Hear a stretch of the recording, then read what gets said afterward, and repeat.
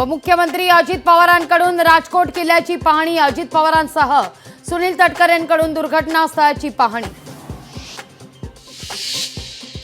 राजकोटवर शिवरायांचं स्मारक उभारणार, दोषींवर कडक कारवाई होणारच, कोणालाही पाठीशी घालणार नाही।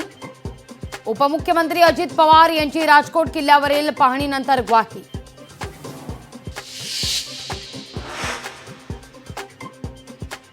प्रत्येक नेत्यानं कार्यकर्त्यानं तारतम्य ठेवावं, किल्ल्यातल्या राड्यावर अजित पवार यांनी सुनावलं।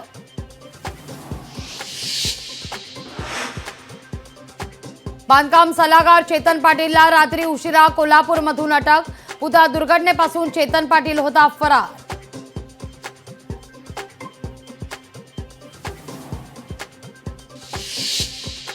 पालघरमधील वाढवण बंदराचे पंतप्रधान नरेंद्र मोदींच्या हस्ते भूमिपूजन। प्रकल्पामुळे 12 लाखांहून अधिक रोजगारांच्या संधी उपलब्ध होणार। मोदींच्या दौऱ्यानिमित्त जवळपास 4000 पोलीस कर्मचारी तैनात। डहाणू, खाडी, बरोर, वाढवण गावांमध्ये तगडा पोलीस बंदोबस्त। केंद्र शासनाकडून विशेष 3 तुकड्यांचं या ठिकाणी पाचारण।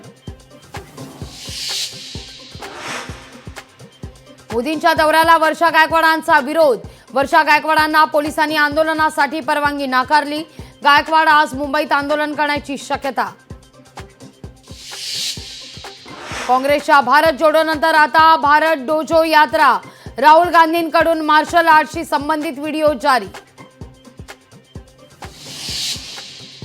नाशिकच्या नांदगावमध्ये शिवसृष्टीचा लोकार्पण सोहळा। मुख्यमंत्री एकनाथ शिंदेंच्या हस्ते होणार लोकार्पण।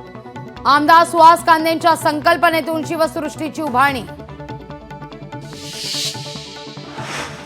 काँग्रेसचे आमदार जितेश अंतापूरकर यांनी दिला राजीनामा। जितेश अंतापूरकर आज भाजपमध्ये प्रवेश करणार असल्याची लोकशाहीला सूत्रांची माहिती। लोकशाही मराठी ऐका, पहा, जागरूक रहा।